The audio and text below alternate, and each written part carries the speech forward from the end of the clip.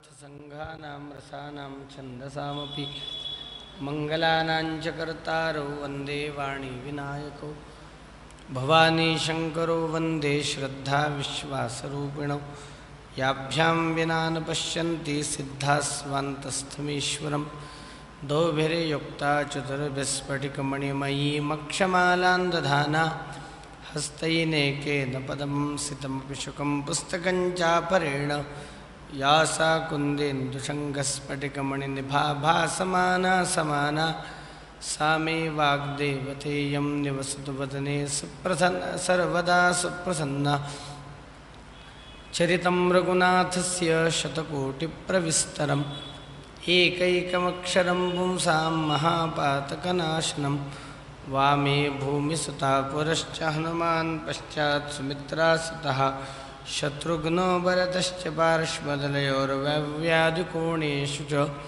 सुग्रीवश्च विभीषणश्च युवराट् तारासुतो जाम्बवान् मध्ये नीलसरोजकोमलरुचं रामं भजे श्यामलम् उल्लिङ्घसिन्धोः सलिलं सलीलं यशोकवह्निं जनकात्मजायाः आदाय तेनैव ददाह लङ्कां नमामि तं प्राञ्जलिराञ्जनेयम् अञ्जनानन्दनं वीरं जानकीशोकनाशनं कपीशं मक्षहन्तारं वन्दे लङ्काभयङ्करं कल्याणानां निधानं कलिमलमथनं पावनं पावनानां पाथेयं यन्मुमुक्षोस्सपति परपदप्राप्तये प्रस्थितस्य विश्रामस्थानमेकं कविवरवचसां जीवनं सज्जनानां बीजं धर्मद्रमस्य प्रभवतु भवतां भूतये राम नाम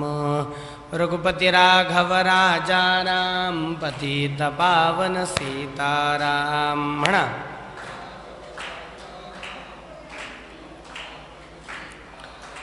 रघुपति राघव राजा राम पतित पावन सीताराम। थोड़ा ते बास कमी कर रघुपति राघव बास कमी कर रघुपति राघव राजा राम पतित पावन सीताराम।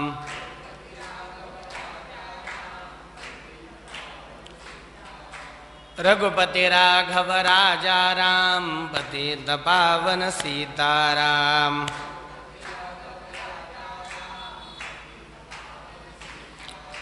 रघुपति राघव राजा राम पतित पावन सीताराम।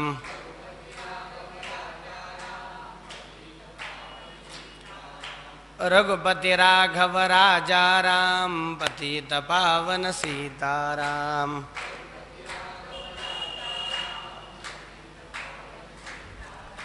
रघुपति राघव राजा राम पतित पावन सीताराम।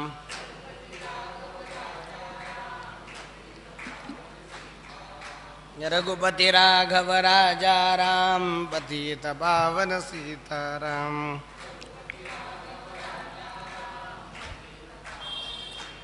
जानकी जीवन स्मरण जय जय राम पुंडलीक वरदा हरि विठ्ठल श्री ज्ञानदेव तुकाराम पंढरीनाथ भगवान की जय। श्रीमज्जगद्गुरु शंकराचार्य महाराज की जय। राजाधिराज रामचंद्र भगवान की जय। महारुद्र हनुमान की जय। समर्थ रामदास स्वामी महाराज की जय। जय जय रघुवीर समर्थ सनातन वैदिक हिंदू धर्म की जय। पार्वती पते हर हर महादेव सीताकांत स्मरण जय जय राम।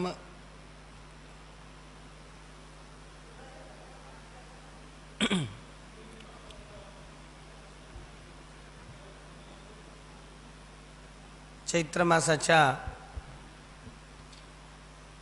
या पर्वकाळाच्या निमित्ताने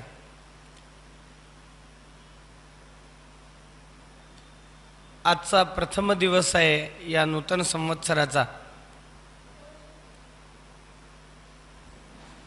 असं म्हणतात की भगवंताच्या आज्ञेने यथा पूर्वमकल्पयत या वेदवचनाप्रमाणे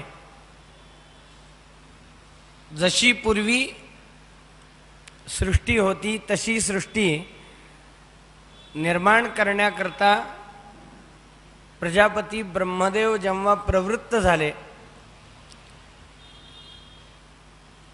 आणि सृष्टीच्या निर्मितीचं कार्य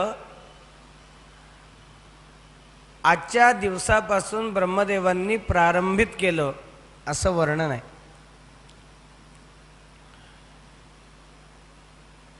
वसंत ऋतू या काळामध्ये आहे, जो ऋतू भगवंतांनी ऋतूंमध्ये आपलं स्वरूप सांगितलंय. ऋतूनां कुसुमाकरः असा हा 3.5 मुहूर्तापैकी असलेला एक पुण्यतम दिन. आणि आजपासून मर्यादा पुरुषोत्तम भगवान प्रभू रामचंद्रांच्या दिव्य चरित्राचा आस्वाद आपण घेणार आहोत. समाजाकरता, राष्ट्राकरता रामाची नितांत आवश्यकता आहे. एका महात्म्याकडून असं वर्णन आलेलं आहे की राम म्हणजे काय. रा शब्दात राष्ट्रमित्युक्तम, म शब्दात मंगलम स्मृतम. रा म्हणजे राष्ट्र आहे,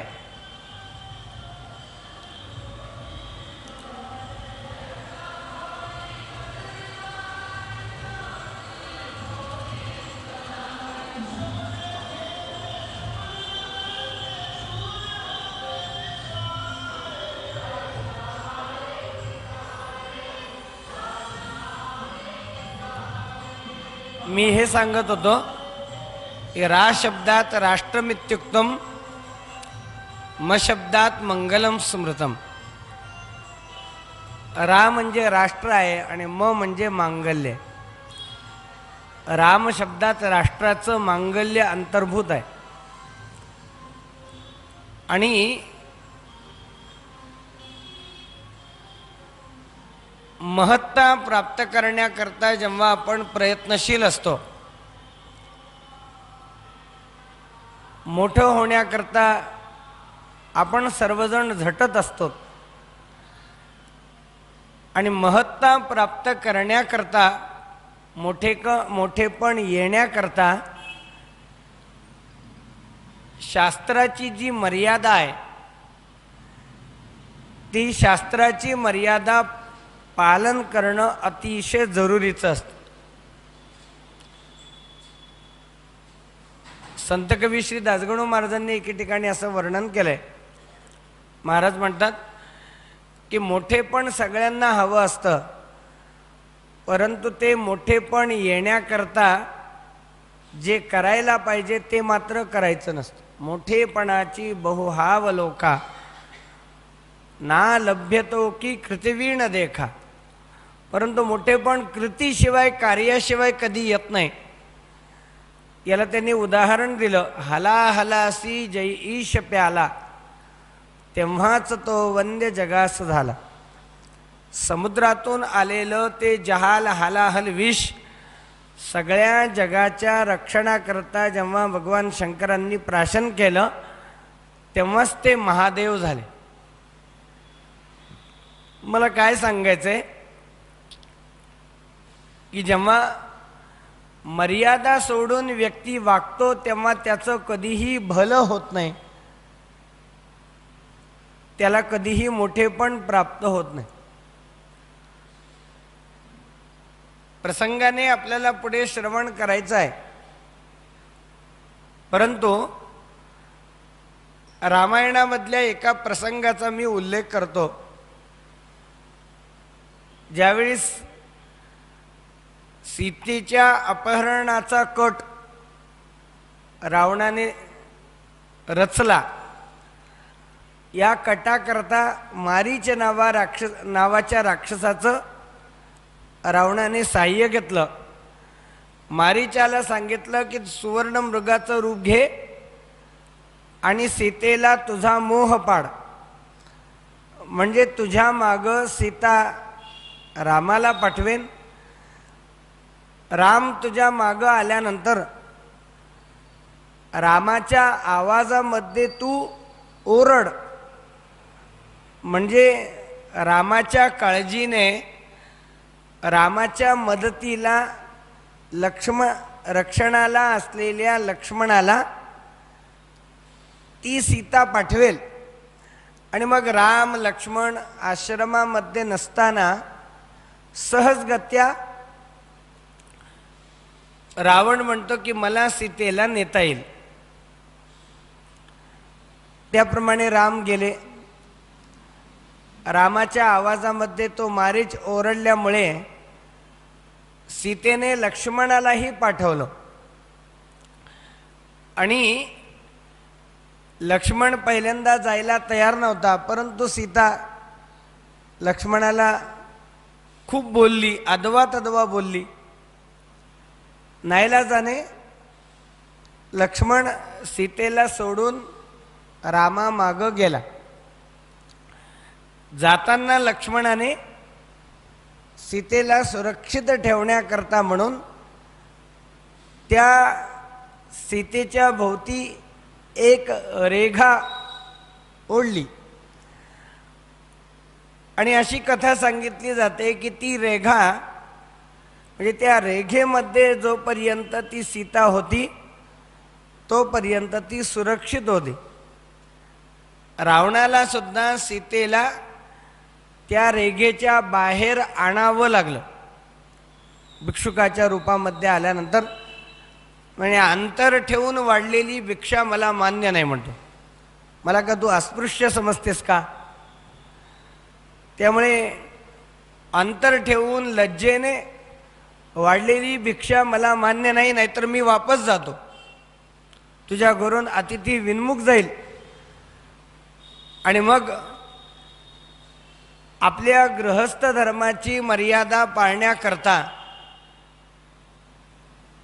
रामाचं व्रत राखण्याकरता सीता त्या रेघेच्या बाहेर आली आणि मग ती असुरक्षित झाली, अशी कथा सांगितली जाते. कोणा एका महात्म्याने ही कथा सांगितली. ती कथा एका परदेशी व्यक्तीने ऐकली म्हणे. आणि त्या व्यक्तीने त्या महात्म्याला एक प्रश्न केला म्हणे, ही रेघा जी लक्ष्मणाने मारलेली होती, की ज्या रेघेमध्ये ती सीता परिपूर्ण संरक्षित होती, सुरक्षित होती, म्हणे ती रेघा जर आम्हाला मिळाली, ते ज्ञान जर आम्हाला मिळालं, तर आम्ही आमच्या देशाच्या भोवती ती रेघा मारू, म्हणजे आमचा देश जो आहे हा एकदम सुरक्षित होईल. कोणी त्याच्यावरती आक्रमण करू शकणार नाही, कोणी आम्हाला काही करू शकणार नाही. म्हणे ते रेघेचं ज्ञान आम्हाला मिळालं पाहिजे, की नेमकी रेघा कशाची होती ते आम्हाला कळालं पाहिजे. असा प्रश्न त्या महात्म्याला त्या परदेशी व्यक्तीने केला. म्हणे तर त्या महात्म्याने उत्तर दिलं, म्हणे ती रेघा कशाची होती? ती रेघा होती मर्यादेची. जेव्हा सीतेने आपली मर्यादा सोडली, आपली मर्यादा सोडून जेव्हा सीतेने लक्ष्मणाला नको ते बोलली, ती सीता बोलली, नको ते बोलून सीतेने जेव्हा लक्ष्मणाचा अपमान केला, त्याच्या सेवेवर, त्याच्या चारित्र्यावर शंका घेतली आणि आपली स्त्रीत्वाची मर्यादा जेव्हा तिने सोडली, तेव्हाच ती असुरक्षित झाली.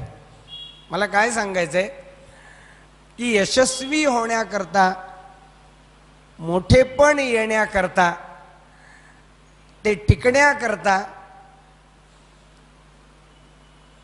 ही जी शास्त्राची मर्यादा आहे, ही शास्त्राची मर्यादा पाळावी लागते. आणि ही शास्त्राची मर्यादा, ही शास्त्राची नियमावली जर आपण पाळली तरच आपलं मनुष्यत्व अबाधित राहतं. मनुष्य कोण आहे?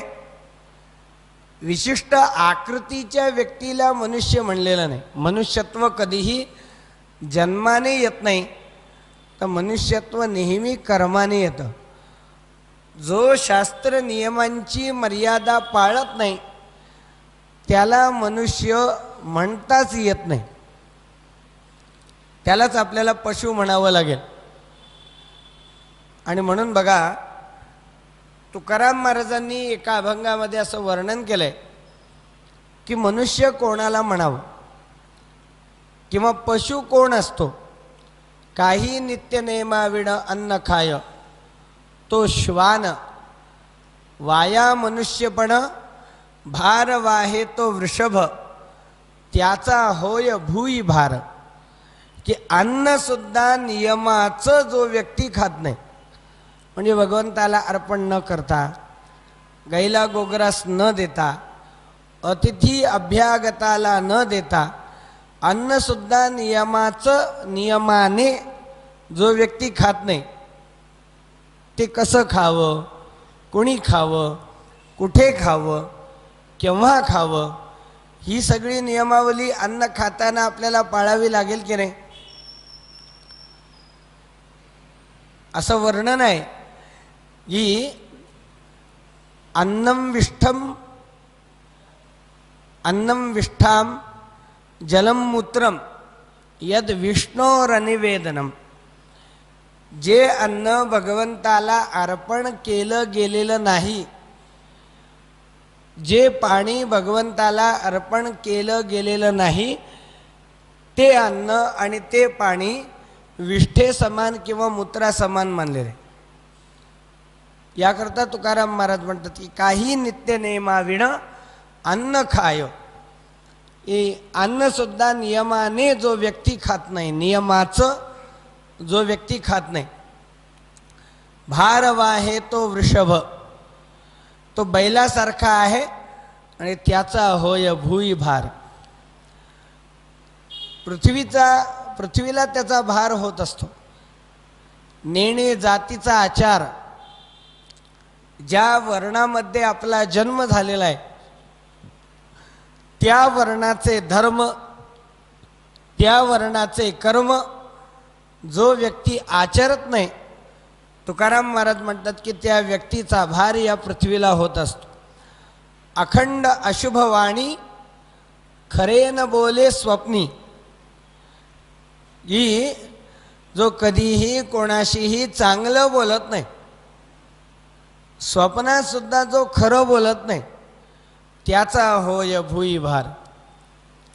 त्याचा भार या पृथ्वीला होत असतो. अतिथींचं पूजन नाही, गुरुजनांचा सन्मान नाही, थोर मोठ्या लोकांचा आदर नाही. तुकाराम महाराज म्हणतात की असा व्यक्ती साक्षात बैलासारखा असतो. शिंग आणि शेपूट नसलेला बैलच त्याला म्हणायला पाहिजे. तो गवत खात नाही, हे गवत खाणाऱ्या प्राण्यांवरती उपकार करतो, नाहीतर त्यांचं अन्न नष्ट करायला सुद्धा तो मागं पुढं पाहणार नाही.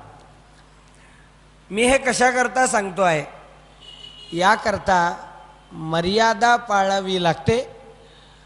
आणि मर्यादा पाळणारे जे अनेक लोक आहेत, वंदनीय वर्णनीय जे अनेक लोक आहेत, अशा या वंदनीय वर्णनीय अनेक लोकांमध्ये अग्रेसर जर कोण असतील तर ते प्रभू रामचंद्र. तसं जर पाहिलं तर ईश्वराचं चरित्र अनुकरणीय नसतं असं शास्त्र म्हणतं, परंतु प्रभू रामचंद्रांच्या काही चरित्राचं अनुकरण सुद्धा केलं जातं. आणि म्हणून अनुकरणीय असं चरित्र भगवंताचं जर कोणतं असेल तर ते केवळ प्रभू रामचंद्रांच्या रूपामध्ये आहे. त्यांना आपण पुरुषोत्तम म्हणतो. मर्यादा पुरुषोत्तम म्हणजे पुरुष या शब्दाचा जर आपण विचार केला तर पुरुष हा शब्द एक आत्मवाचक आहे. म्हणजे पुरुष हा शब्द व्यावहारिक पातळीवरती सुद्धा अगदी विचारणीय आहे आणि पारमार्थिक पातळीवरती सुद्धा पुरुष हे वाक्य असेल, हे नाव असेल, हे विचारणीय आहे. पहिल्यांदा पारमार्थिक पातळीवरती पुरुष नामाचा जर विचार केला तर पुरुष म्हणजे काय, तर पुरुष या नावाचा अर्थ आहे आत्मा. नवद्वारम पुरम पुण्यम एतेरभावे समन्वितम व्याप्य शेते स्थितो यस्मात् तस्मात् पुरुष उच्यते. नवद्वारांनी युक्त अशा शरीराला पुरु ही संज्ञा आहे आणि दश इंद्रियांच्या नवद्वारांच्या शरीराला ज्याने व्यापलेला आहे त्या आत्म्याला पुरुष म्हणलेला आहे. तेव्हा पुरुष हा शब्द जर पुरुष हे नाव जर आत्मवाचक घेतलं तरी सुद्धा पुरुषत्व प्रभू रामचंद्रांच्या ठिकाणी, रामचंद्र परमात्म्याच्या ठिकाणी येतं. आणि पुरुष हा शब्द जर व्यावहारिक पातळीवरती या नामाचा अर्थ ध्यानात घ्यायचा म्हणलं तरी सुद्धा सर्वोत्तम पुरुषत्व हे केवळ रामचंद्रांच्याच ठिकाणी आपल्याला आढळून येईल.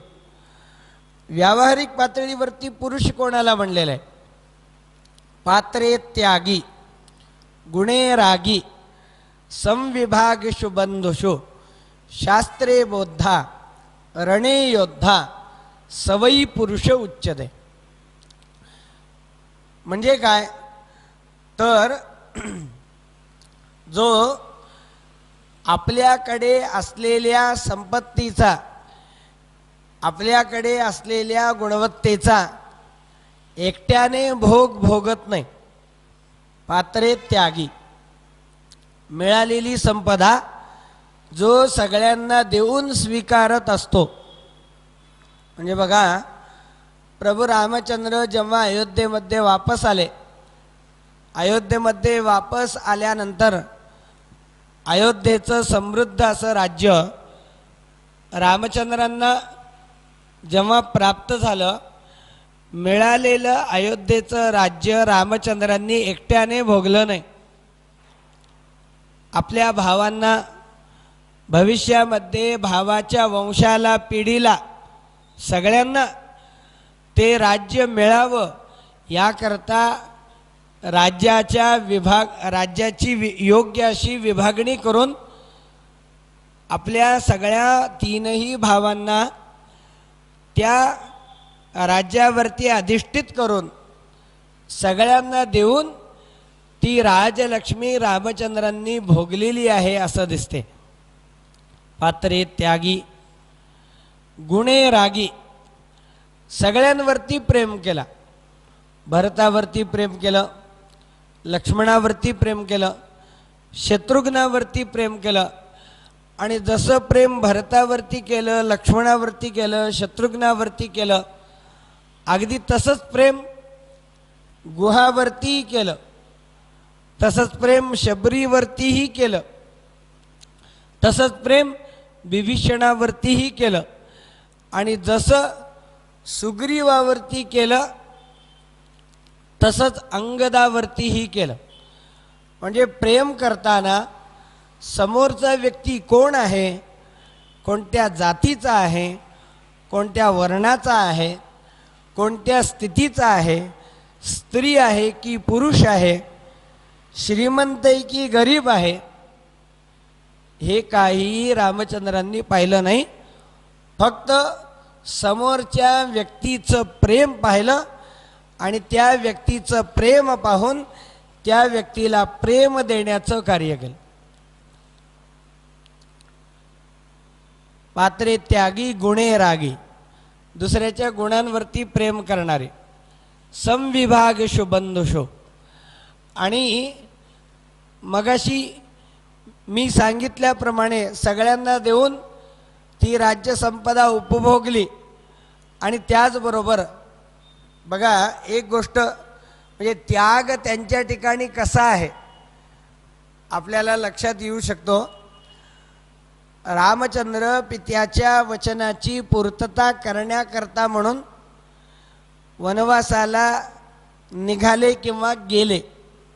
तुम्ही मला सांगा, जर रामचंद्र वनवासाला गेले नसते तर कोणी त्यांना काही म्हणलं असतं का की तुम्ही कसं गेलं नाही? पित्याच्या वचनाला प्राधान्य देणं तुमचं कर्तव्य आहे. न गेल्यामुळे रामचंद्रांवरती काही आरोप झाला असता का? कोणी त्यांना काही बोललं असतं का? परंतु तरीसुद्धा मिळालेलं मिळत असणारं राज्य सोडून एवढा मोठा त्याग करून रामचंद्र वनवासाला गेले असं दिसतं. त्यामुळे त्यांच्या एवढा त्यागी पुरुष या जगामध्ये कोणी नाही. उत्तम असे मार्गदर्शक उपदेशक असे गुरु होते ते. प्रसंगानुरूप आपल्याला कथा पाहिजे आहेत. भरताला उपदेश केला. रामचंद्रांना भेटण्याकरता दशरथ राजाच्या मृत्यूनंतर, दशरथ राजाच्या अंत्यसंस्कारानंतर रामचंद्रांना भेटण्याकरता त्यांना वापस आणण्याच्या इच्छेने भरत जेव्हा चित्रकूट पर्वतावर रामाला येऊन भेटले तेव्हा रामाचा असा समज होता की भरताचा राज्याभिषेक झाला असेल आणि भरत आता राजा म्हणून आपल्याला भेटण्याकरता आलेला आहे. तेव्हा राजाने कसं असावं, राज्य कसं असावं, राज्य करताना राजाने काय खबरदारी घेतल्या पाहिजेत, कसं वागलं पाहिजे, कसं वागता कामा नये, सुंदर असा राजनीतीचा उपदेश भरताला रामचंद्रांनी भविष्यामध्ये केलेला आहे. त्याचं वर्णन कथेच्या अनुषंगाने आपल्याला श्रवणही करायचं आहे. मला काय सांगायचं आहे की रामचंद्र हे उत्तम असे उपदेशक मार्गदर्शक होते. आणि पराक्रम कसा अमोघ. रामचंद्रांच्या पराक्रमाला कशाचीही तोड नव्हती. रामबाण उपाय आपण म्हणतो, म्हणजे जो उपाय कधीही वाया जात नाही, निष्फळ होत नाही, असा अमोघ प्रभू रामचंद्रांचा पराक्रम आहे. आणि असा पराक्रम असून सुद्धा, कारण कसं आहे, बळ असताना सुद्धा क्षमा करण्याची वृत्ती असणं दुर्लभ मानलेलं आहे. एखादा बलवान व्यक्ती क्षमाशील असतोच असं नाही, परंतु रामचंद्र मात्र या गोष्टीला अपवाद आहेत. त्यांच्या ठिकाणी बळही आहे, सगळ्या देवतेंना घाबरवणारं, सगळ्या देवतेंना प्रभावित करणारं असं बळही रामचंद्रांच्या ठिकाणी आहे. आणि सोबत अमोघ असा सोबत क्षमा करण्याची वृत्ती देखील आहे. पृथ्वीसारखे क्षमाशील आहेत. शास्त्रे बोद्धा, रणे योद्धा आणि सवयी पुरुष उच्चते. ही सगळी गुणवत्ता ज्या व्यक्तीच्या ठिकाणी दिसते त्याच व्यक्तीला शास्त्राने पुरुष म्हणलेलं आहे, पुरुष म्हणून त्याला संबोधलेला आहे. तेव्हा पुरुष हा शब्द किंवा पुरुष हे नाव पारमार्थिक पातळीवरती ध्यानात घ्यायचं म्हणलं तरीसुद्धा पुरुषत्व रामचंद्रांच्या ठिकाणी येतं. आणि पुरुष या नामाचा विचार जर आपण व्यावहारिक पातळीवरती करायचा म्हणला तरीसुद्धा पुरुषत्व हे प्रभू रामचंद्रांच्याच ठिकाणी आपल्याला पाहायला मिळतं. आणि असे जे सगळ्या जगाला आदर्श असणारे उत्कृष्ट जे अनेक पुरुष, या अनेक पुरुषांमध्ये उत्तम म्हणजे सर्वश्रेष्ठ अग्रेसर जर कोण असतील तर ते प्रभू रामचंद्र आहेत. तेव्हा अशा मर्यादा पुरुषोत्तम प्रभू रामचंद्रांच्या चरित्राचं की जे राष्ट्राचं मांगल्य आहे, अशा प्रभू रामचंद्रांच्या दिव्य चरित्राचा आस्वाद या 9 दिवसांच्या काळामध्ये आपल्याला घ्यायचा आहे. वास्तविक जर पाहिलं तर भगवंताचं चरित्र मोठं अमोघ आहे. भगवंताच्या चरित्राच्या वर्णनाकरता 100 कोटी श्लोकसुद्धा कमी पडतात. आपण रामरक्षेमध्ये याचा उच्चारही करतो की चरितम रघुनाथस्य शतकोटी प्रविस्तरम. भगवंताचं चरित्र हे 100 कोटी श्लोकसुद्धा भगवंताच्या चरित्र निरूपणाकरता म्हणून कमी पडतील. भगवंताचं समग्र वर्णन करण्याचं सामर्थ्य वेदात सुद्धा नाही. ऋषीमुनी सुद्धा नेमकेपणाने भगवंताचं वर्णन करू शकत नाहीत. सरस्वती मातेच्या जवळ सुद्धा ते सामर्थ्य नाही. 7 समुद्र की मसी करू, लेखनी सब बनराई, धरती सब कागज करू, हरिगुण लिखा न जाय, असं वर्णन कबीरांनी केलेलं एका दोह्यामध्ये आपल्याला पाहायला मिळतं. जो भाव कबीरांनी या दोह्यात व्यक्त केलेला आहे तोच भाव महिम्न स्तोत्रामध्ये पुष्पदंताने वर्णन केलेलं आहे. असे ते गिरी समम स्यात् कज्जलम सिंधू पात्रे सुरतरुवर शाखा लेखनी पत्र मुर्वी लिखती यदि गृहीत्वा शारदा सार्वकालम तदपि तव गुणानाम ईशपारण्ययात.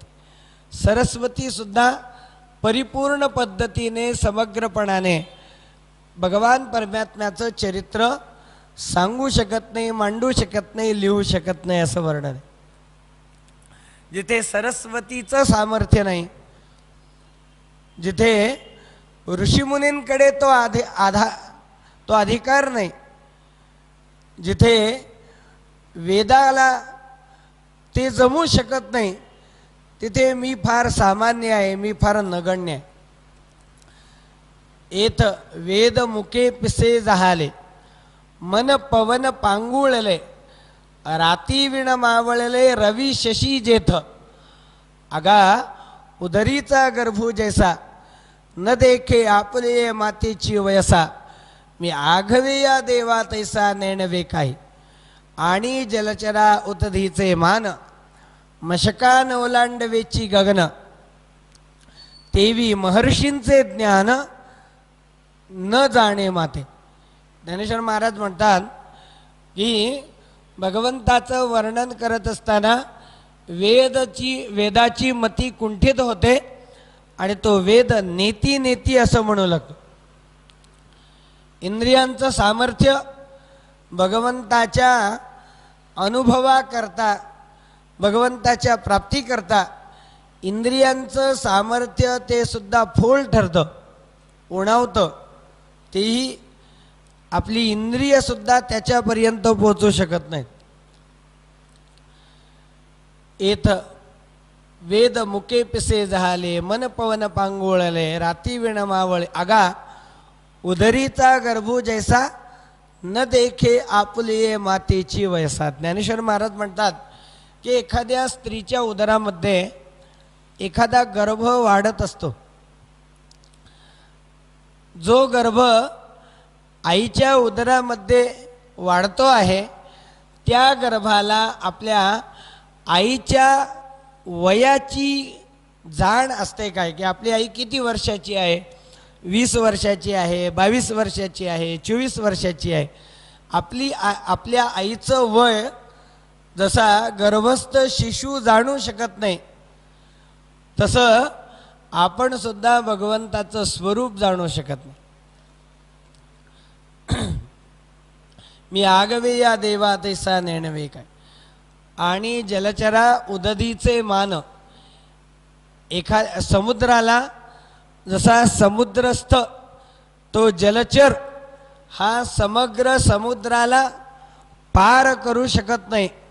मशका नौलांडवेची गगन, किंवा एखादी माशी जशी अवाढव्य अशा आकाशाला माग टाकू शकत नाही, म्हणजे पार करू शकत नाही, तसं भगवंताचं स्वरूप सुद्धा आपल्या विचारशक्तीच्या पलीकडचं आहे. भगवंताचं चरित्र आपल्या विचारशक्तीच्या पलीकडचं आहे.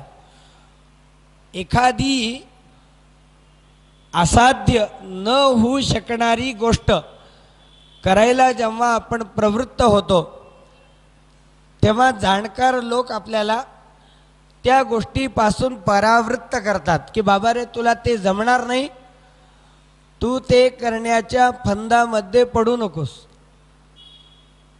मग जर हे भगवंताचं स्वरूप वर्णन, भगवंताचं स्वरूप अवगाहन जर आपल्याकरता अशक्य असेल, तर मग हे करायचं कशाला, मग सांगायचं कशाला, ऐकायचं कशाला. त्याकरता एक भाव आपण आपल्या अंतःकरणामध्ये धारण केला पाहिजे की भगवंताच्या चरित्राचं श्रवण करून तुमचे कान पवित्र व्हावेत आणि भगवंताच्या कथेचं निरूपण करून माझी वाणी पवित्र व्हावी, एवढाच उद्देश अंतःकरणामध्ये धारण करून या चरित्राकडे आपल्याला वळायचं आहे.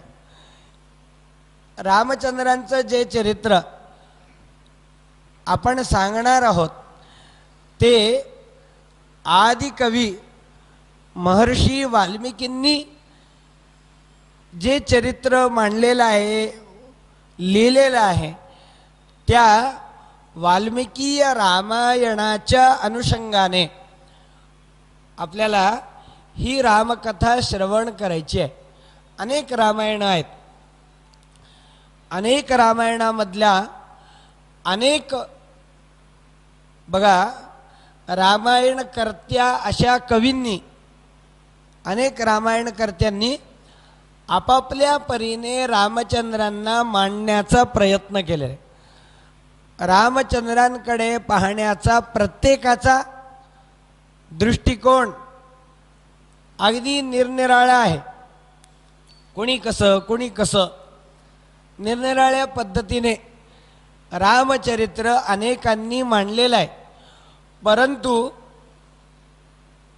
या अनेक रामकर्त्यांनी, अनेक रामायणकारांनी जर मागोवा कोणत्या रामायणाचा घेतला असेल, या सगळ्यांना प्रमाण म्हणून जर कोणाचं रामायण असेल तर ते रामायण महर्षी वाल्मिकींचं मानलेलं आहे. वाल्मिकेर मुनिसिंहस्य कविता वनचारिणः शृण्वन् रामकथानादम कोण याती परांगतीम, असं वर्णन आहे की महर्षी वाल्मिकींना बघा, या श्लोकामध्ये वाल्मिकींना सिंहाची उपमा दिलेली आहे. वाल्मिकी कोण आहेत म्हणे? वाल्मिकी हे सिंह आहेत. आता सिंह म्हणलं की तो राहतो कुठे, तर अरण्यामध्ये. मग कोणत्या अरण्यामध्ये वाल्मिक रूपी सिंह राहतात? तर कविता वनचारिणः, काव्य कविता रूपी अरण्यामध्ये वाल्मिकी रूपी सिंह जो आहे हा त्या ठिकाणी राहतो. आणि अशा वनामध्ये राहणाऱ्या त्या सिंहाचा जो पराक्रम, तो पराक्रम म्हणजे रामकथा आहे. या रामकथेचं वर्णन म्हणजे वाल्मिकी रूपी त्या सिंहाचा पराक्रम आहे. आणि हा पराक्रम जो व्यक्ती जाणतो, म्हणजे या चरित्राचं श्रवण करून वाल्मिकी रूपी सिंहाचा पराक्रम जो व्यक्ती जाणतो, त्या व्यक्तीला का म्हणून उत्तम गती मिळणार नाही? कूजंतम राम रामेति मधुरम मधुराक्षरम आरुह्य कविता शाखाम वंदे वाल्मिकी कोकिलम. बघा या श्लोकामध्ये वाल्मिकींना कोकिळेची उपमा दिलेली आहे. ही वाल्मिकी रूपी कोकिळा जी आहे ही या चैत्र मासाच्या वसंत ऋतूच्या काळामध्ये चैत्र मासामध्ये ही वाल्मिकी रूपी कोकिळा कविता रूपी शाखेवर, बघा कविता रूपी वृक्षाच्या फांदीवर, कविता रूपी वृक्षावर बसून रामनामाचा, रामचरित्राचा ती अहोरात्र काय करते आहे तर जप करते आहे, उच्चार करते आहे. कूजंतम राम रामेती ती बोलते का? राम राम राम राम बोलते. कूजंतम राम रामेती मधुरम मधुराक्षरम आरुह्य कविता शाखाम वंदे वाल्मिकी कोकिलम. या श्लोकामध्ये वाल्मिकींना कोकिळेची उपमा दिलेली आपल्याला त्या ठिकाणी दिसते. तेव्हा वाल्मिकी गिरसंभूता. आता बघा या श्लोकामध्ये रामायणाचा महिमा व्यक्त करताना असं म्हणलेलं आहे की रामायण म्हणजे काय आहे? रामायण म्हणजे एक प्रकारची नदी आहे. रामायणाला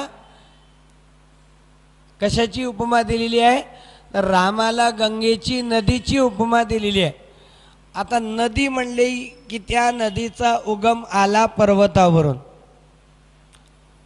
मग ह्या रामायण कथारूपी नदीचा उगम कुठून झालाय तर वाल्मिकी गिरसंभूता, वाल्मिक ऋषी रूपी पर्वतावरून या नदीचा उगम झालेला आहे.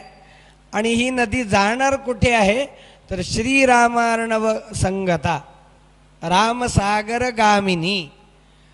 वाल्मिकी रूपी पर्वतावरून उगमाला आलेली आणि रामरूपी समुद्राला मिसळणारी ही रामायण रूपी गंगा आहे. वाल्मिकी गिरसंभूता रामसागर गामिनी पुन्हा ती भुवनम पुण्या रामायण महानदी. आणि ही जी रामायण रूपी गंगा आहे, ही जी चरित्ररूपी गंगा आहे, ही चरित्ररूपी गंगा सगळ्या त्रैलोक्याला पावन करणारी आहे. तेव्हा अशा या दिव्य अशा महर्षी वाल्मिकींनी रचलेल्या या रामायण कथेचं, रामकथेचं आपल्याला श्रवण करायचं आहे. हा इतिहास आहे. रामायण काय आहे? रामायण हा इतिहास आहे.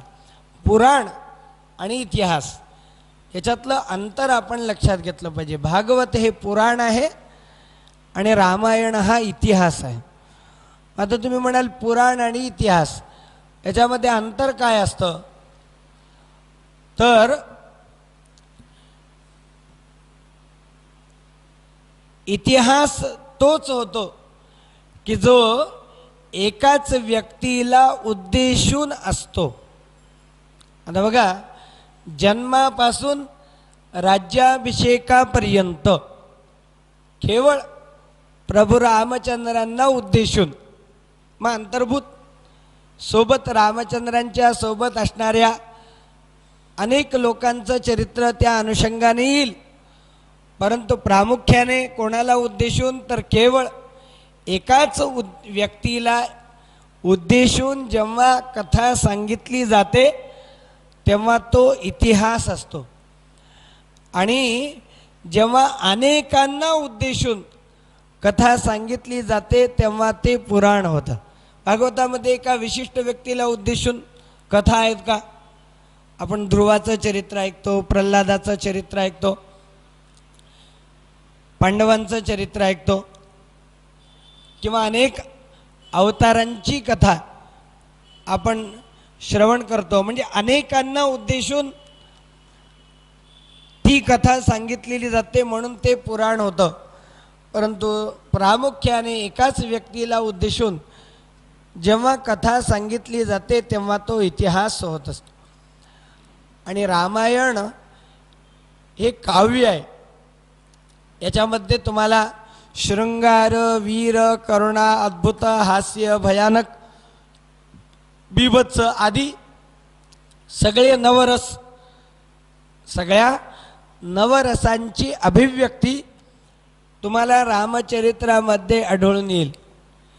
असं म्हणतात की ही जी रामायणाची रचना ही महर्षी वाल्मिकींकडून झालेली आहे. जगामधली पहिली रचना ही मानली जाते. म्हणजे ज्याला आपण त्या आधीचं जे वाङ्मय होतं ते सगळं वाङ्मय कसं होतं तर ते पद्यात्मक होतं, ते संवादात्मक होतं, ते पद्यात्मक होतं. परंतु श्लोकबद्ध जगामधला पहिला श्लोक जर कोणी रचला असेल तर पहिला श्लोक महर्षी वाल्मिकींनी रचलेला आहे. ती कथा आपल्याला वाल्मिकींनी रामायणाची रचना का म्हणून केली ते प्रसंगानुरूप आपल्याला पुढे पाहायचं आहे. परंतु पहिली रचना हे पहिलं काव्य आहे. आणि असा एकही विषय नाही की ज्या विषयाचं वर्णन वाल्मिकींनी केलेलं नाही. बघा, तुम्हाला याच्यामध्ये वास्तुशास्त्र येईल, तुम्हाला याच्यामध्ये स्वप्नफल पाहायला मिळेल. म्हणजे कोणतं जर स्वप्न पडलं तर त्याचं काय फळ असतं. जेव्हा सीतेच्या शोधाकरता मारुतीराय लंकेमध्ये आले आणि लंकेमध्ये आल्यानंतर सीतेचा शोध रावणाच्या अनेक महालांमध्ये जाऊन मारुतीराय करत होते. आणि हा शोध करत असताना मारुतीरायांनी महारुद्र भगवंताने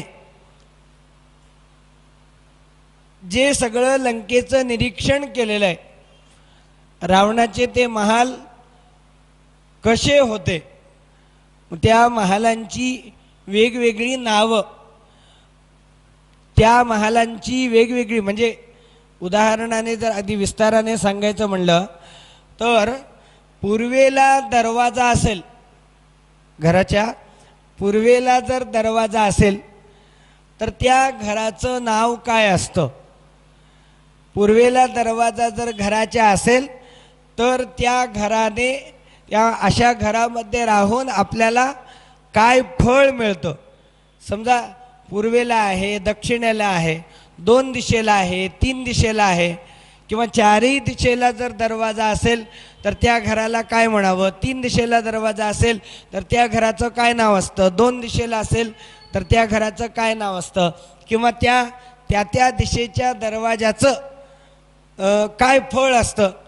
राहणाऱ्या लोकांना त्या घरामध्ये राहून कसा अनुभव येतो वगैरे, या सगळ्या वास्तुशास्त्राचं वर्णन आपल्याला ह्याच्यामध्ये पाहायला मिळेल.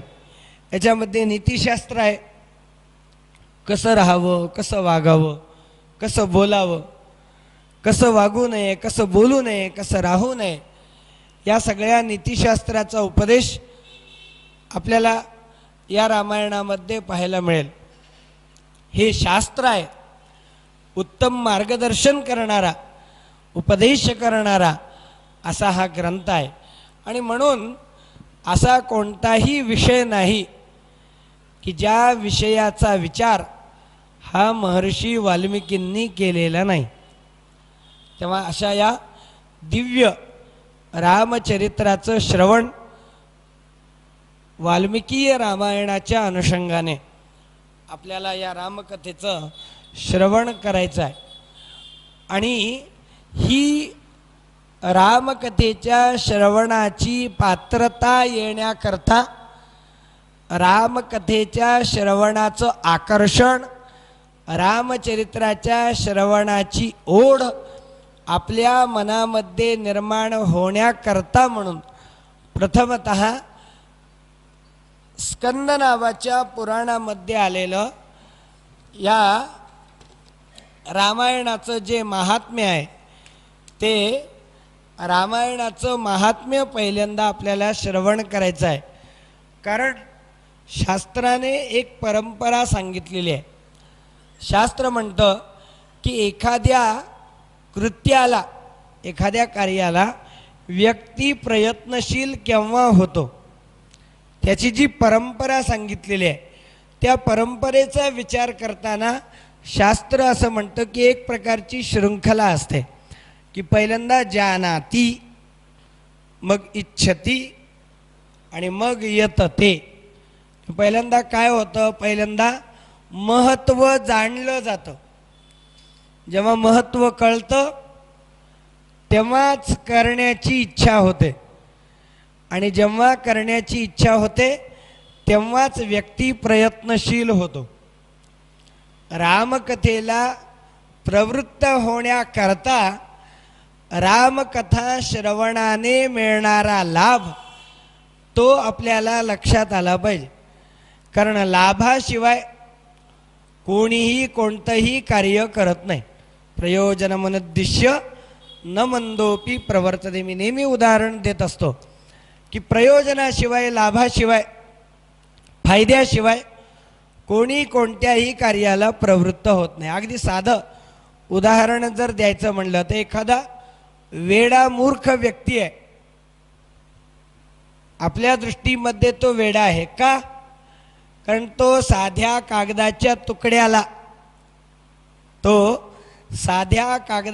तुकड्याला, तो नोट म्हणतो, म्हणून आपण त्याला वेडा म्हणतो.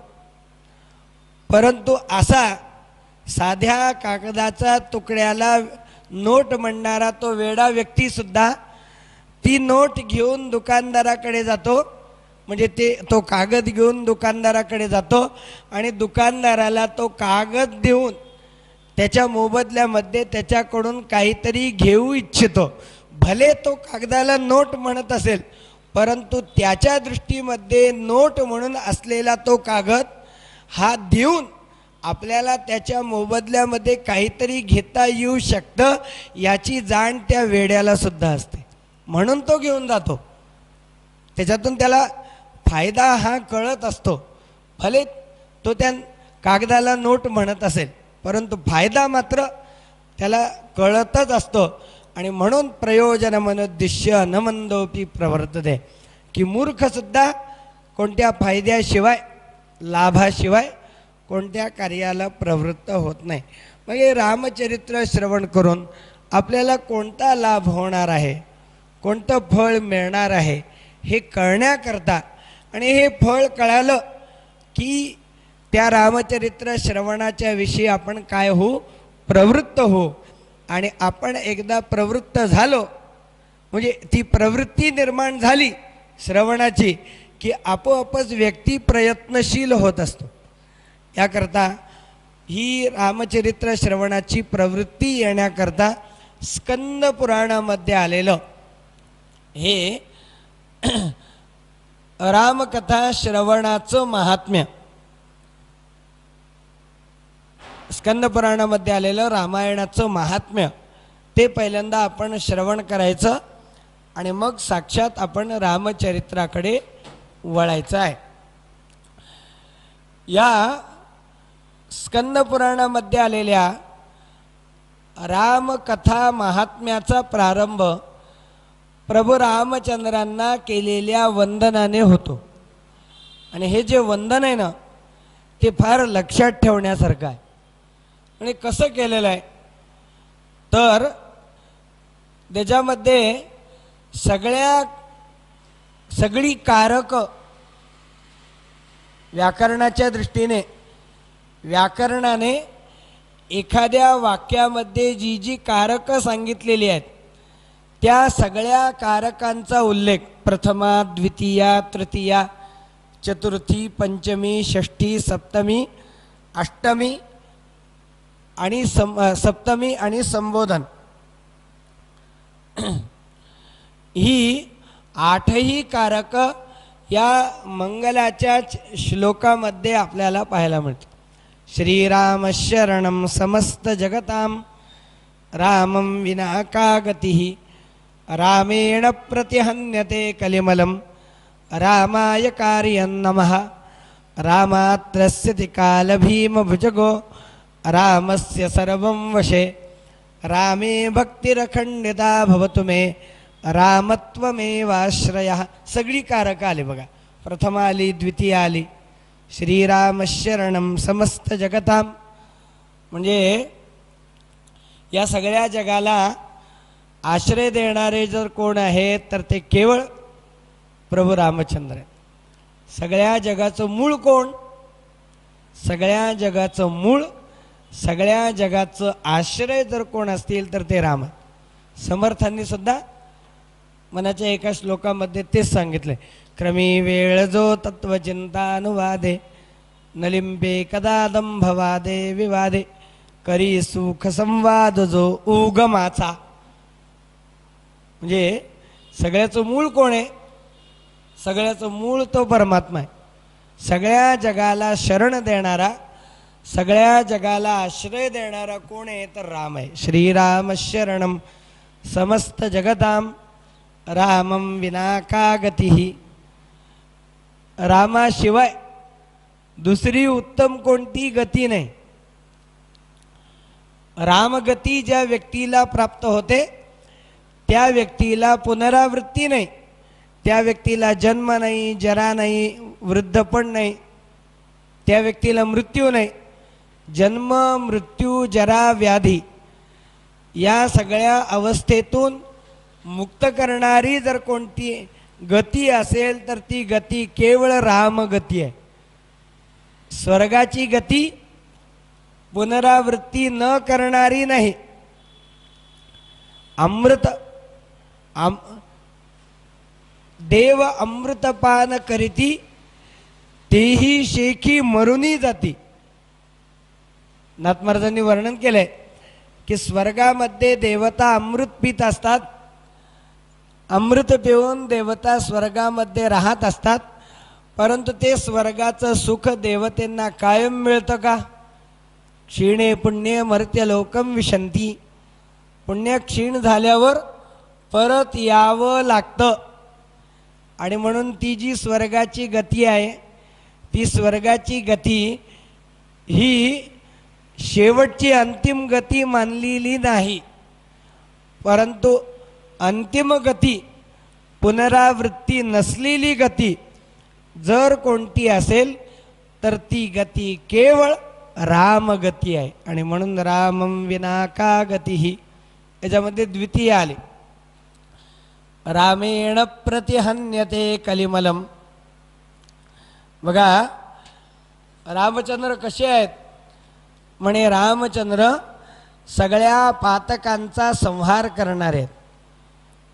ज्या व्यक्तीच्या मुखामध्ये रामनाम असतं त्या व्यक्तीच्या ठिकाणी पाप शिल्लक राहत नाही.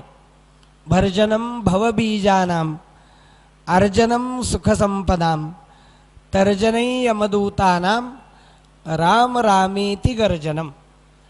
म्हणजे भर्जनम सर्व बीजानाम, म्हणजे ज्या व्यक्तीच्या मुखामध्ये भगवंताचं नाम आहे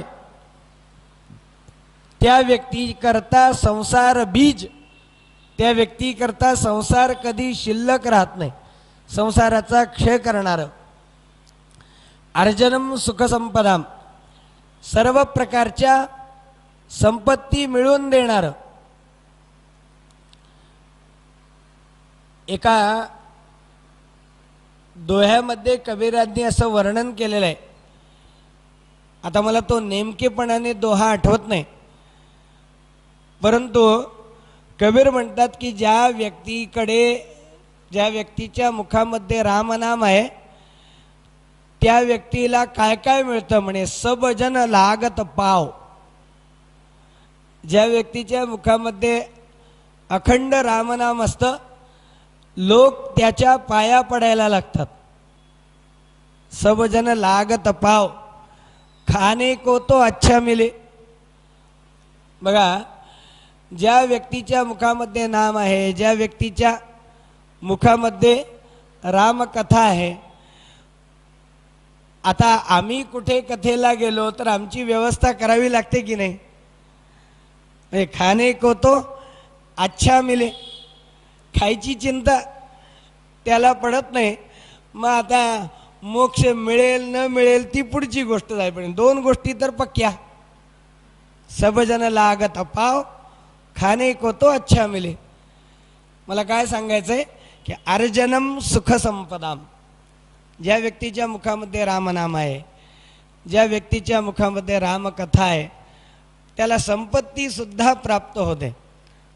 ऐहिक असेल पारमार्थिक असेल, त्याला संपत्तीही प्राप्त होते. आणि तर्जनै यमदूतानाम, आणि यमदूत त्याच्या जवळ येत नाहीत.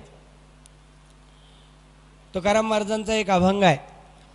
त्या अभंगामध्ये तुकाराम महाराज म्हणतात, उपदेश करताना समाजाला, म्हणे तुला जर यमाचा जाच भोगायचा नसेल तर भगवंताचं नाम रामनाम तू आपल्या मुखामध्ये ठेव. आधी घे रे रामनाम, सामा करी हा उत्तम. नाही तरी यम दात खाये कर करा. जर तुझ्या मुखामध्ये रामनाम असेल तर यम तुझ्या जवळ येणार नाही, आणि जर तुझ्या मुखामध्ये रामनाम नसेल तर यम तुला धरल्याशिवाय राहणार नाही. जर तुझ्या मुखामध्ये रामनाम नसेल, नाही तरी यम दात खाये कर करा. दात ओठ खाऊन मग तो तुझ्या मागं लागेल. याकरता आधी घे रे रामनाम. यमाचा जाच जर तुला भोगायचा नसेल तर रामनाम घेऊन तू यमाशी तह कर म्हणे. नाही तर आधी घे रे रामनाम, सामा करी हा उत्तम. यमाशी रामनाम घेऊन तू तह कर, म्हणजे यम तुझ्या जवळ येणार नाही. तर्जनै यमदूतानाम भर्जनम भवबीजानाम. संसार संपवणारं नाम आहे.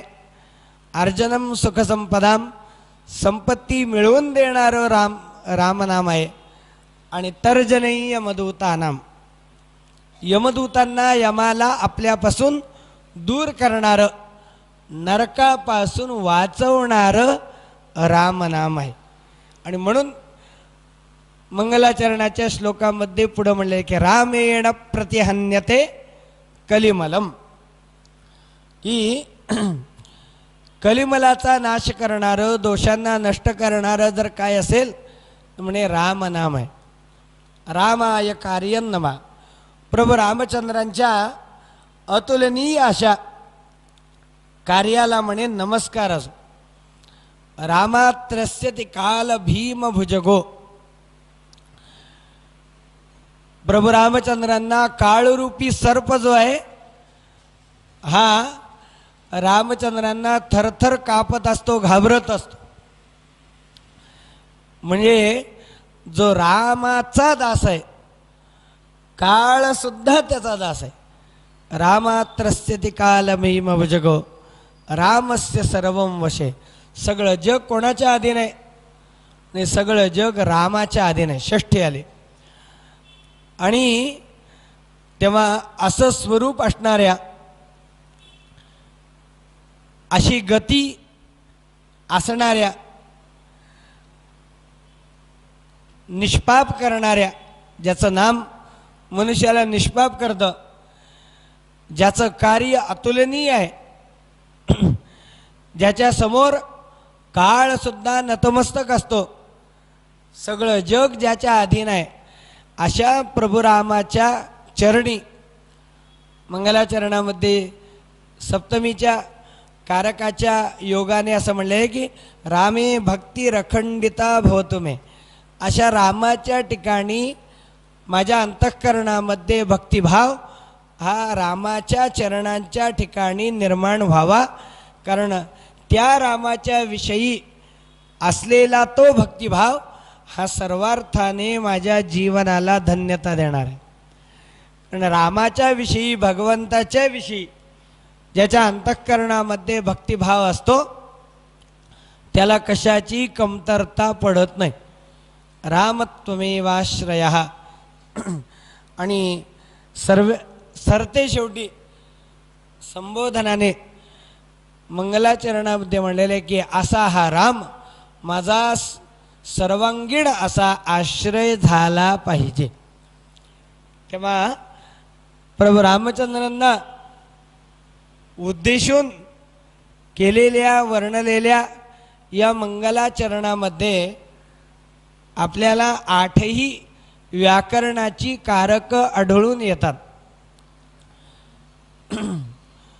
त्यानंतर चित्रकूटावरती निवास करणाऱ्या पंचवटी क्षेत्रामध्ये निवासाला असणाऱ्या राम लक्ष्मण सीतेला वंदन करून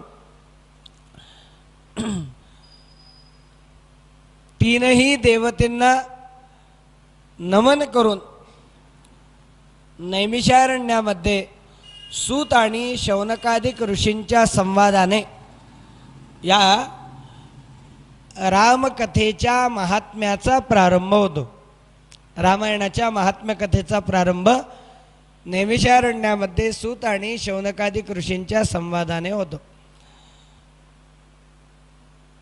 नैमिष नावाच्या त्या अरण्यामध्ये शौनकादिक ऋषी यज्ञ करत आहेत आणि शौनकादिक ऋषी यज्ञाच्या माध्यमाने भगवंताची उपासना भगवंताची सेवा करत असताना दुपारच्या सत्रामध्ये दुपारच्या वेळी सूत नावाच्या पुराणिकाच्या मुखातून विविध अशा पुराणांची कथा श्रवण करत आहेत. आणि ही विविध पुराणांची कथा श्रवण करत असताना अतिशय नम्रतेने एक दिवस या शौनकादिक ऋषींनी सूतांना अतिशय नम्रतेने एक दिवस प्रार्थना प्रश्न केला.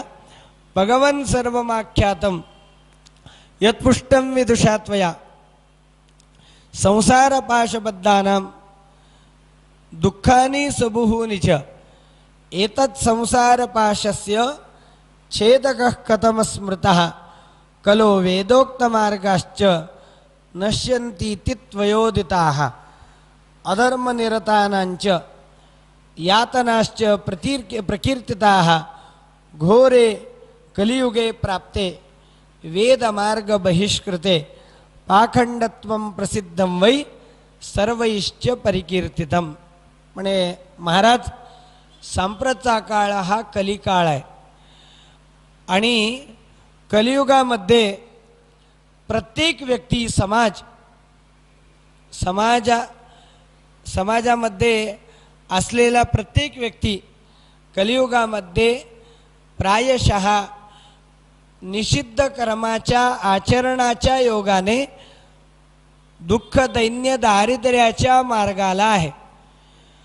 तेव्हा आपल्याच कर्माने दुःख दैन्य दारिद्र्याच्या माग असलेला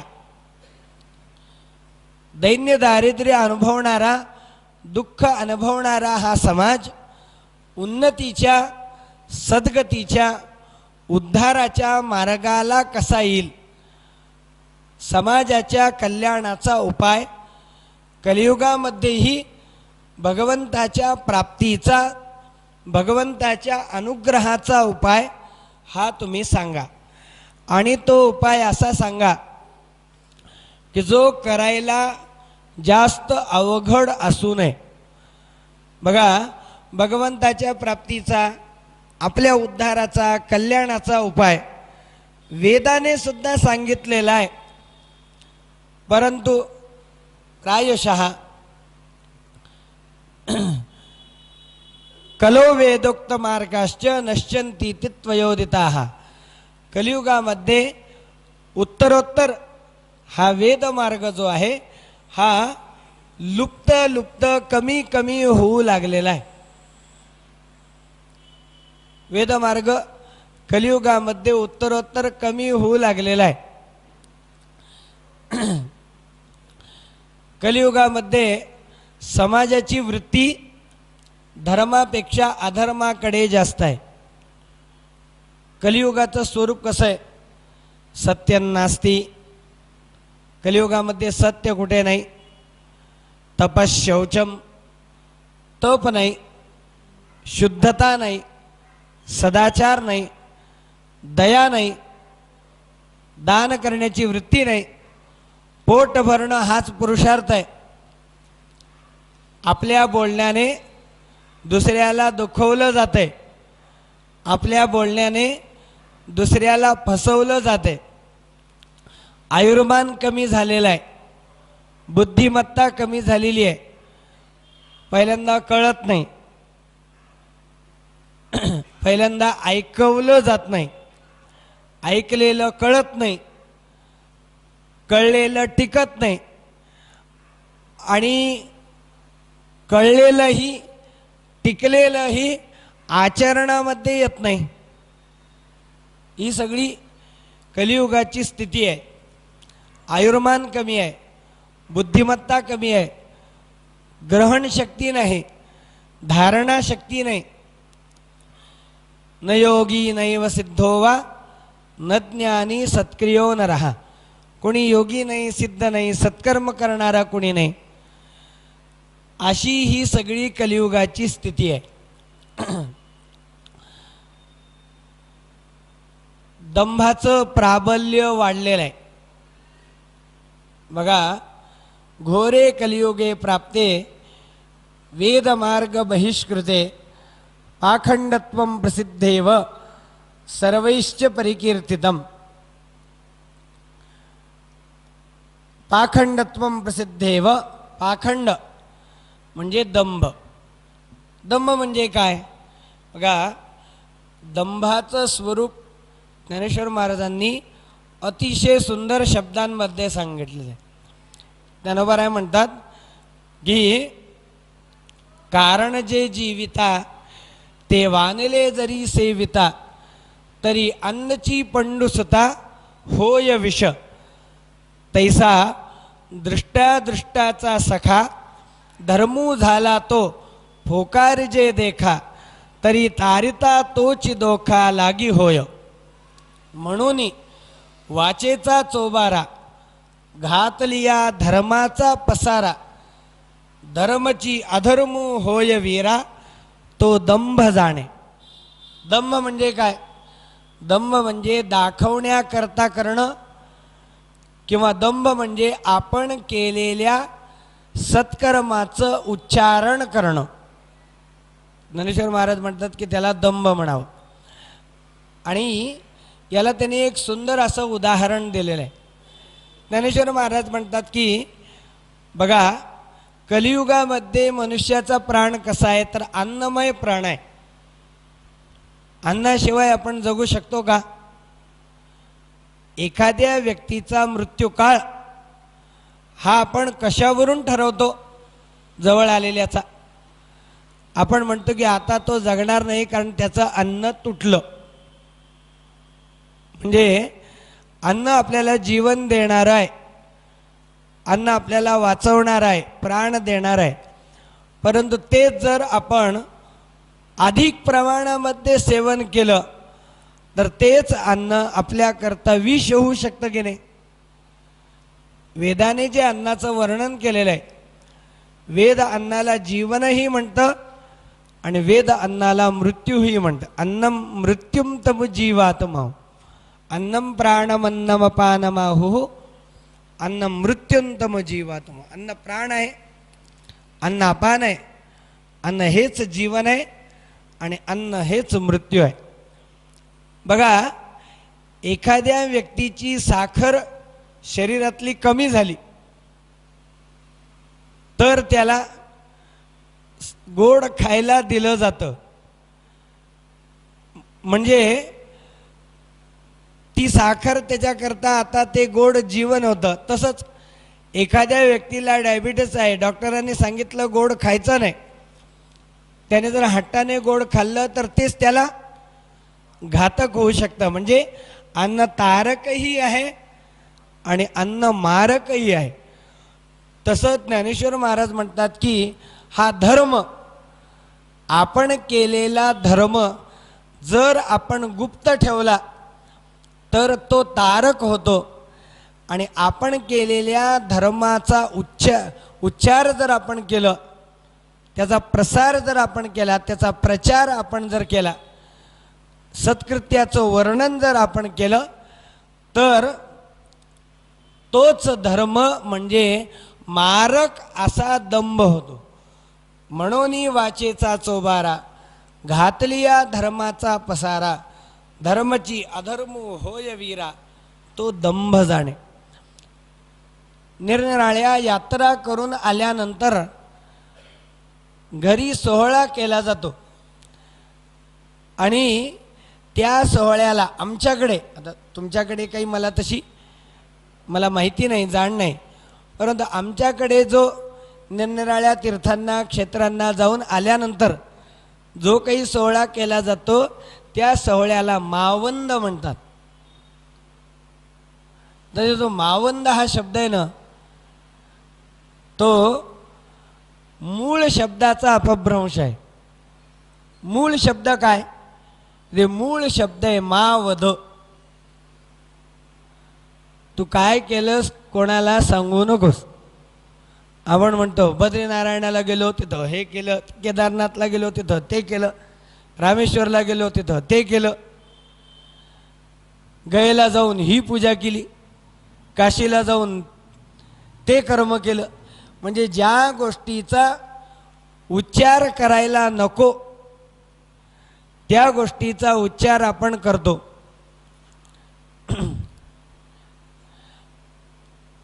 आपल्याकडून ज्या चुका झालेल्या आहेत त्या चुकांचं वर्णन जर आपण केलं आपल्या मुखाने, तर ती चूक केल्यानंतर त्या चुकेपासून जो काही त्या चुकीतून जे काही पाप निर्माण झालं असेल त्या पापाचा प्रभाव कमी होतो असं म्हणले.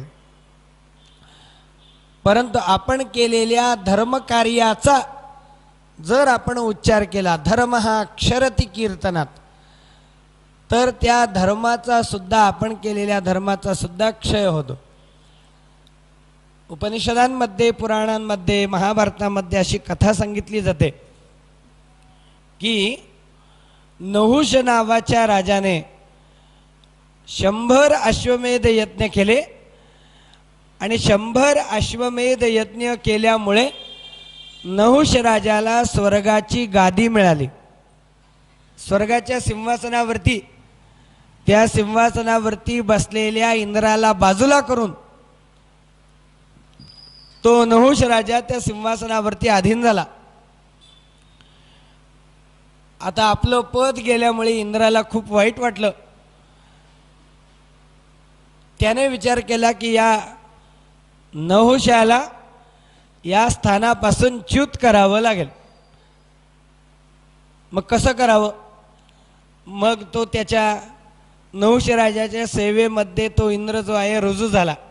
म्हणे वा महाराज, तुमच्यासारख्या पुण्यवान व्यक्तीची सेवा करण्याची संधी देवाने मला दिलेली आहे, माझं मोठं महत्भाग्य.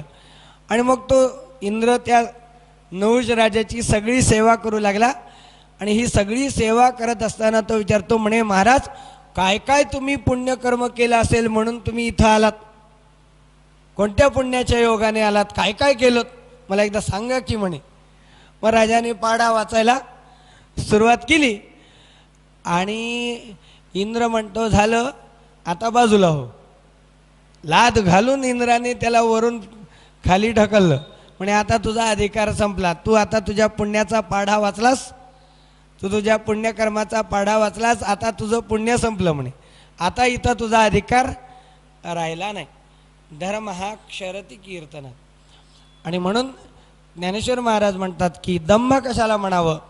म्हणून वाचेचा चोबारा, घातली या धर्माचा पसारा, धर्मची अधर्म होय वीरा, तो दंभ जाणे.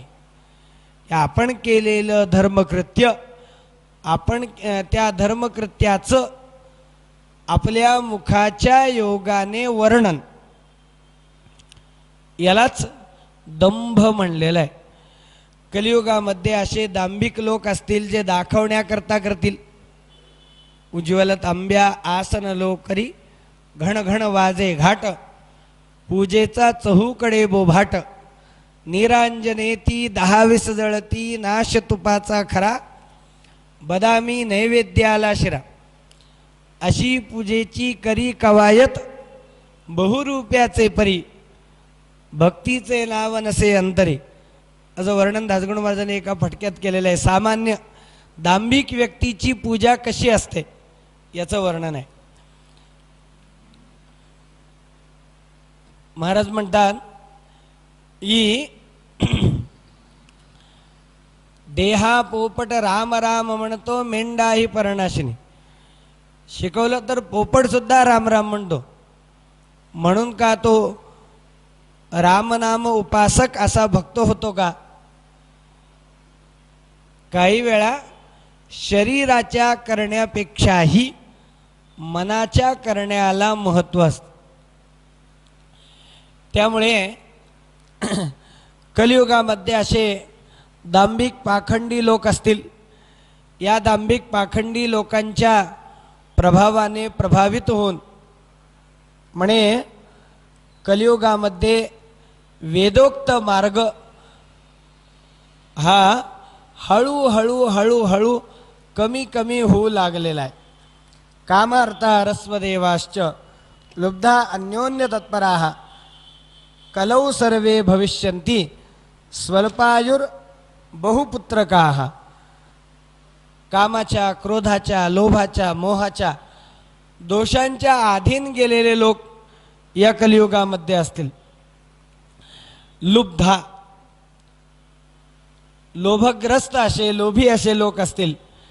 अन्योन्य तत्पराः, आणि स्वल्पायु, त्यांचा आयुर्मान कमी असेल. स्त्रिय स्वपोषणपरा, वेश्याचरण तत्पराः,